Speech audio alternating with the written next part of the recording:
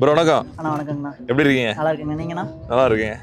So தொடர்ந்து பார்த்தீங்கன்னா சிந்தாமணிக்கு வரீங்க. அண்ணா ஒரு மாடு 2 மாடு வந்து ரெகுலராக எடுத்துட்டு ரெகுலராக இருக்கீங்க. எடுத்துக்கிட்டோம். ஸோ ஒரு வாரம் 2 வாரம் கேப்பில் தொடர்ச்சியாக வரீங்க. தொடர்ச்சியாக வந்து எடுத்துக்கிட்டே இருக்கோங்கண்ணா. சரிங்க, சொல்லுங்கள் எப்படி இருந்துச்சு மாடு? நம்ம செலெக்ஷன்ஸ் 2 தலையத்தில் தாங்க கேட்டிருந்தோம். சரி, தலையெழுத்து 2 பல்ல கொஞ்சம் பட்ஜெட்டுக்கு ஏற்ற மாதிரி எடுத்து கொடுக்கணும். அப்போ அண்ணனும் பார்த்துட்டு கொஞ்சம் பேசி பட்ஜெட்ல எடுத்து கொடுத்தாருங்க.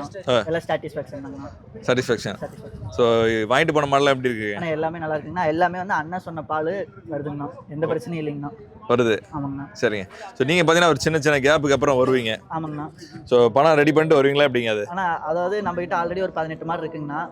ஒரு பாதி ஹெச்எஃப் பாதி ஜெர்சி இருக்குங்கண்ணா. இப்போ நம்மளுக்கு ஃபுல் ஃபார்ம் டைப் வரனால ஜெர்சி மாற்றிட்டு கொஞ்சம் ஹெச்எஃப் மாற்றிட்டு இருக்கோம்னா. ஓகே. ஸோ அதனால வந்து அதில் மாத்திரப்ப கொஞ்சம் அமௌண்ட்டு சேர்த்து கொஞ்சம் சேவிங்ஸ் வச்சு அப்படியே ஒவ்வொன்றா இன்க்ரீஸ் பண்ணிட்டு இருக்கோம். ஓகே, அதாவது ஃபுல்லாக ஹெச்எஃப்க்கு மாறுறீங்க. ஃபுல்லாக ஹெச்எஃப் மாறுறோம். ஸோ எதனால் ஹெச்எஃப்க்கு மாறுறீங்க? ஆனால் ஜெர்சி வந்து நமக்கு அவ்வளோ மில்க் வராதுங்கண்ணா. மில்க் கெப்பாசிட்டி கிடையாது. அது ஒரு 15 லிட்டருக்குள்ள வருங்கண்ணா. ஓகே. நம்ம ஹெச்எஃப்னு எடுத்துட்டோம்னா 20 25. ஸோ நமக்கு அந்த நல்ல ஒரு ப்ரீட் இருக்கு இல்லைங்கண்ணா. கண்டிப்பா அது ப்ரீடுக்காகவே சிந்தாமணி வருதுங்கண்ணா. ஸோ ப்ரீடும் சிந்தாமணி வர்றது சொன்ன கறவையும் பாலுக்கு ரெண்டுக்குமே வந்து சிந்தாமணி ஒரு பிராண்ட் இருக்கிறனால தாங்க வரும். எப்படிங்க? அந்த ப்ரீடு அந்த பால் கெப்பாசிட்டி அது ரெண்டுமே சிந்தாமணியில் இருக்குங்கண்ணா. ஸோ அதனால தாங்க நம்ம சிந்தாமணி வரணும். ஸோ அதனால தான் சிந்தாமணி தொடர்ந்து வரீங்க. ஓகே. ஸோ இது வரைக்கும் வந்தது எடுத்தது எல்லாமே திருப்தியாக இருந்தது. ஓகே. எல்லாமே சொன்ன பால் வருதுங்கண்ணா. ஓகே, அதனால இந்த முறை எடுத்திருக்கீங்க. ஸோ இந்த முறையோட மாடு செலெக்ஷன் சொல்லுங்களேன். நம்ம அதாங்க செலெக்ஷன் வந்து நம்ம 2 பல்ல கேட்டிருந்தோம்னா 2 பல்ல தலையத்தில் தான் கேட்டிருந்தோம்.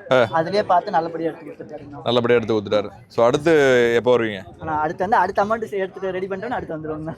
ஸோ அமௌண்ட் தான் பிரச்சனை. அமௌண்ட் ரெடி ஆனால் நாளைக்கு கூட வரலாம். ஆமாங்கண்ணா. அந்த மாதிரி தான் எடுத்துக்கிட்டே இருக்கலாங்கண்ணா. மாடு எடுத்துடலாங்கண்ணா. 10 மாடு எடுத்துக்கலாம். ஓ 10 மாடு வரைக்கும் தேவை இருக்கு. நமக்கு இன்னும் கெப்பாசிட்டி இன்னும் ஒரு நம்ம எக்ஸ்பெக்ட் பண்ணுறோம். இன்னும் கொஞ்சம் பெரிய லெவல் எக்ஸ்பெக்ட் பண்ணுறோங்கண்ணா. ஓகே. ஸோ அது வந்து நம்ம அமௌண்ட் இருந்ததுன்னா இன்னைக்கே கூட எல்லா மாடும் எடுக்கலாங்கண்ணா. ஸோ அமௌண்ட் தான் கொஞ்சம் ரெடி பண்ணிட்டு இருக்கோம். Okay okay. இன்னும் 10 மாடு எடுக்கணுமா எவ்வளோ எடுக்கணுங்க? இன்னும் நம்ம 20 30 எடுக்கிறது இருக்குங்கண்ணா.